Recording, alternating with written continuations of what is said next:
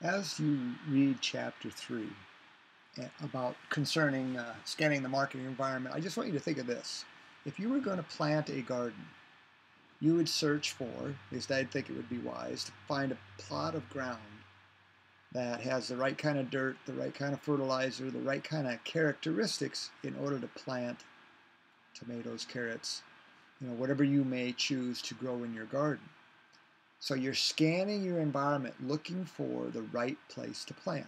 This is essentially what market scanning is, or marketing research in a certain sense. But it's what we're doing to look at how the world is made up around us to get a feel for who needs what. I mean, it's as simple as that. You're there to plant a garden, or you're there to plant and grow a business. Well, you have to have enough customers to support that. So this is some of what we're going to talk about today. So environmental forces, those things that affect an organization that are outside of its control. Well, there are social elements, economic, technological, competitive, regulatory, and they all interact with customers, our suppliers, and our organization. It is wise to understand these. So coffee marketers, tracking trends. People, I know that Starbucks has decided to reformulate some of their coffee in a response to the environment, i.e. the people choosing to drink coffee that is less strong, I guess. I don't know. I don't typically go to Starbucks, but that's what I hope you understand that. That's what we're getting at. So here are some of the main environmental forces. Social, meaning people, how they live, their habits and things like that, aka customs. Economic conditions, again, all of these are outside of our control, but we need to be aware of them in order to properly plan our business, to do due diligence as managers. And if you want to start your own business someday, these are things that you should consider in order to be an informed decision maker. So environmental scan, U.S. population is more diverse than it had been before. There is an economic impact with two giants in Asia, namely China, communist China, and India, subcontinent of India.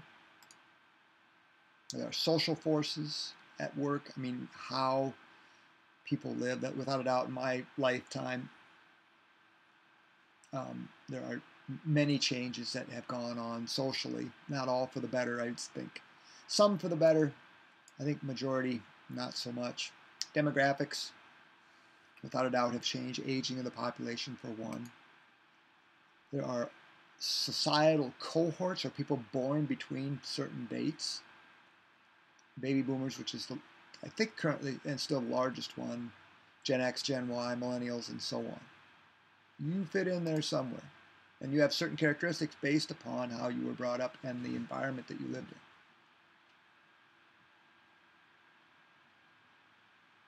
in. Yeah, this is a really good, millennials really care about this. I think, because I am not a millennial by any stretch of the imagination, I am less concerned about, not about the environment, but about how this is packaged and, I think, oversold in a lot of senses. It isn't as simple as it seems. What cohorts are they looking for? So, societal forces, marital context, cohabitation, meaning unmarried people living together, which I do not recommend in any way, shape, or form. Blended families,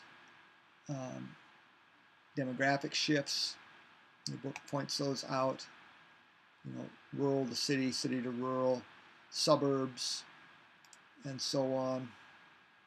A lot of this information is interesting in the sense that it happens around us and it's dynamic.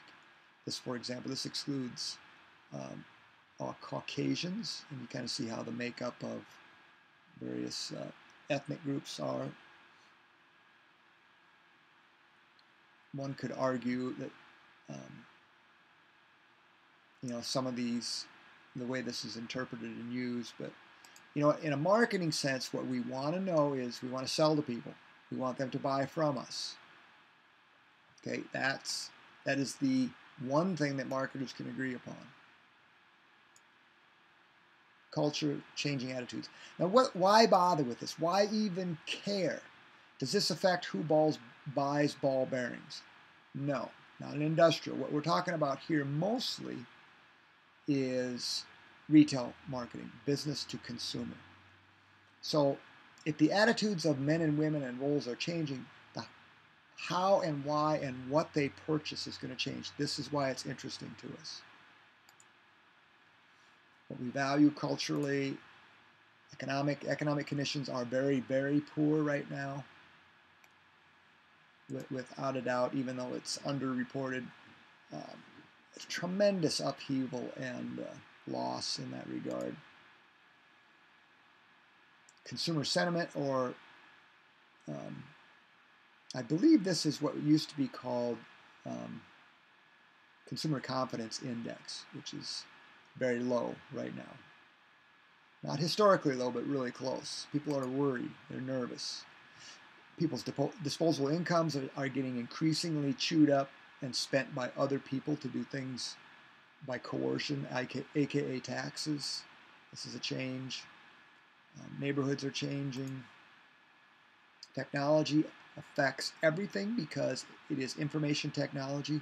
It is what interconnects people to share information. That has changed business more than anything, quite honestly.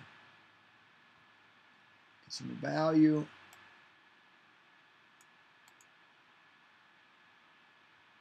How we consume information. Most of you, I would guess, don't read the newspaper. You probably consume news and bits and pieces on the internet. That's why newspapers are suffering. Readership is going down quickly. Technology has, the market space is no longer the marketplace, but a space where it covers the 24/7, 365, around the world availability. Competition.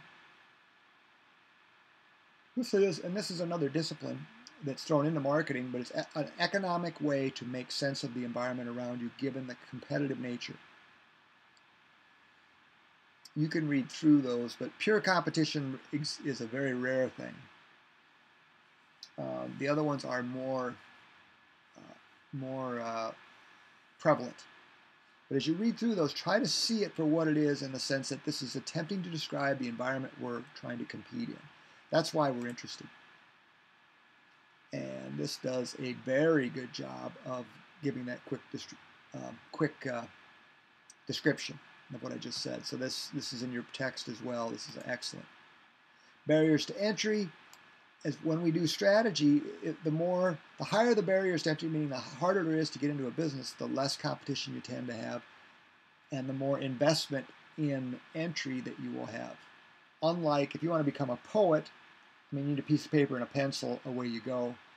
There's not a lot of barriers to entry. Now, getting published, anybody to buy your words that rhyme might be a trick. Better new entrance. This comes from a man named Porter, which is an analytical framework. This is a link on MyUSF. If you look for it, you'll find it. If you look under Quick MBA, you'll see this. Great explanation. Please do look at those links. Regulation. We are a highly regulated society. This does slow down economic opportunity and growth. It tends to favor big business and squeeze out small business. Regulatory does different acts, to enhance competition, hopefully. Oh, let me just keep going here. I'm sorry. There's no shortage of regulations, more so than ever. Good intention may be difficult to make a case for their actual utility. Okay, that's all I have to say about Chapter 3. Again, read it carefully. Work on the case study, work on the quiz when the time comes, and do your best.